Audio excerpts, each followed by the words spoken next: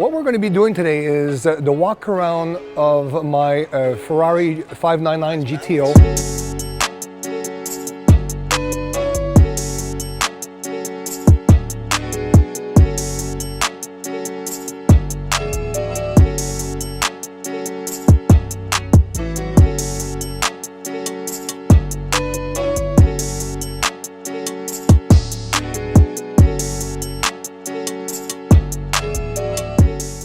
I decided to buy this car for many reasons. Number one, it's a classic. I really wanted one, but also it's important to have this kind of car in your collection to be able to be recognized by Ferrari as a real collectioner, which we are here at OB Prestige Auto. So when I was seeking to purchase a 599 GTO, we looked around, and this particular GTO really got my attention, and obviously you know why.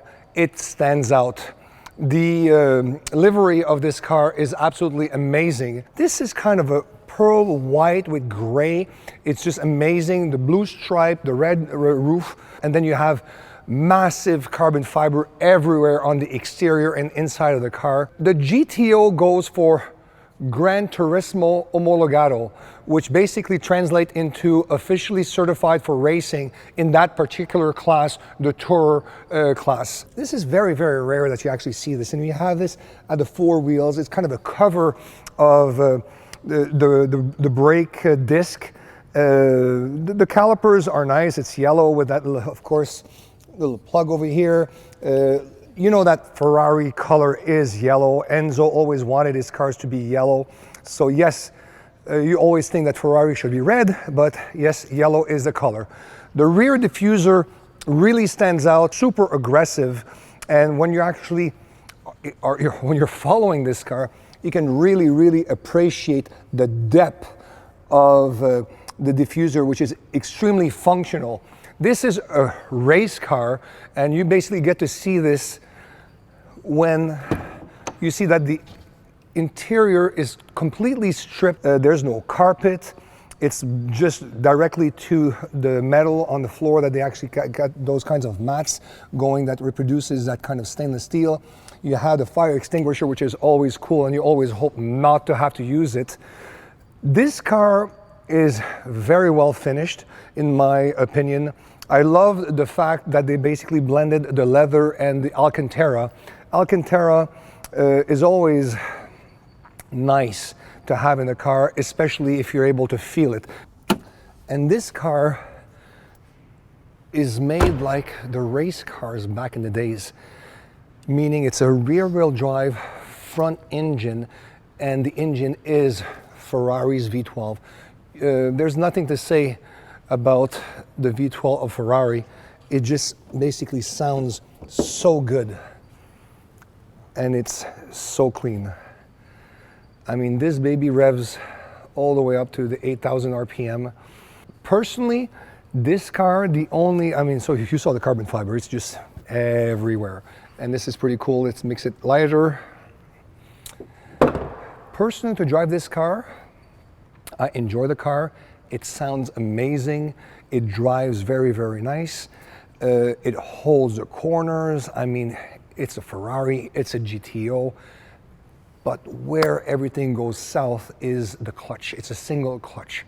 So obviously for the drivers with the new dual clutch, which is like lightning speed, you know, it's like, this is a bit of a downer, but you still need to appreciate the car, and especially its origins, how it was made back in the days. I'll tell you, when you buy a Ferrari, when you buy a used Ferrari, of course, mileage is something that you have to consider. Make sure that the mileage is right. Obviously, you want to basically buy the car with the lowest mileage, but it's not only about mileage. You have to see about the history of the car. The books of the car, very important, and also to make sure that they basically got the service every year at a Ferrari dealership. If you're able to get in your purchase the extras being the luggage, and this car came with all the goodies. So we have the luggage of the car that were made And you know what? This is a real bonus. They're brand new, in their bag still, you know, the carbon fiber. What a beautiful piece, you know? So we have 3 pieces. I mean, this just adds to the car. You need to make sure that you have your original Ferrari cover.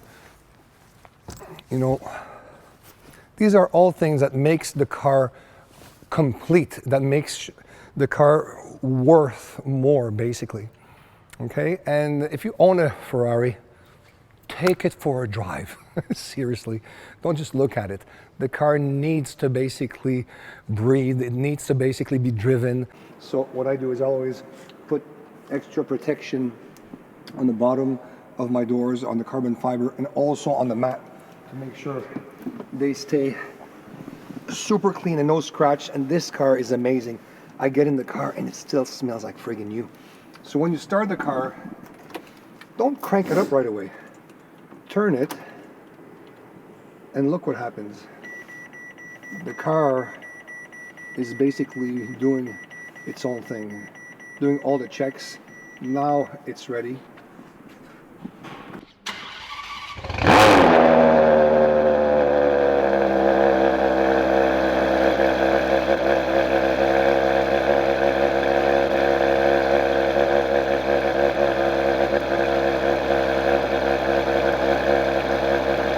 Let the car basically RPM come down, and then when it's warm enough,